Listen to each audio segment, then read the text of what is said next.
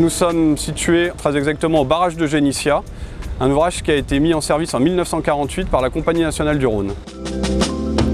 Nous sommes ici pour réaliser un dragage d'environ 25 000 m3 au pied du barrage. Les sédiments sont extraits avec une benne preneuse, remontés en surface, mis en place dans une barge qui va parcourir 1,3 km pour aller restituer les matériaux dans la retenue.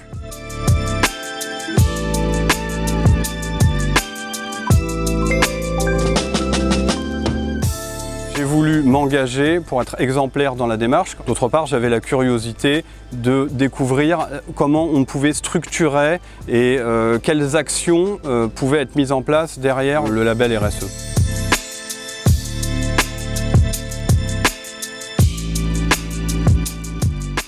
Le label a été très structurant pour nous. On est sorti du contexte Vinci pour travailler en local sur nos actions. On a eu un audit qui a été très instructif puisque nous avons été certifiés en mode avancé du label. C'est pour nous une fierté. Ça nous motive à aller encore plus loin et ça fédère surtout toute l'entreprise. Moi je trouve que la RSE c'est un peu comme les résolutions de début d'année. Vous annoncez partout sur les réseaux sociaux, vous faites de la RSE, faut s'y tenir et c'est ce qu'on essaye de faire.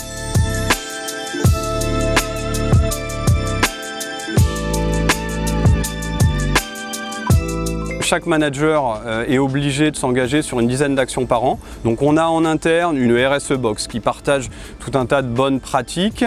Nous avons une communauté RSE. On est en général ancré autour de nos chantiers pour participer à la dynamisation du tissu économique en faisant travailler des prestataires locaux.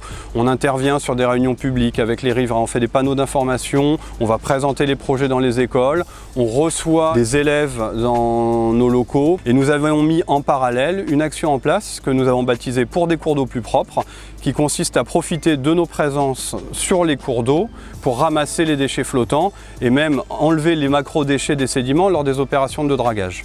Ces sédiments sont mis dans des big bags, massifiés, mis sur les bords de la rivière pour qu'ils puissent être vus par les riverains et ensuite ils sont envoyés dans des centres de revalorisation, donc ils sont triés et évidemment revalorisés.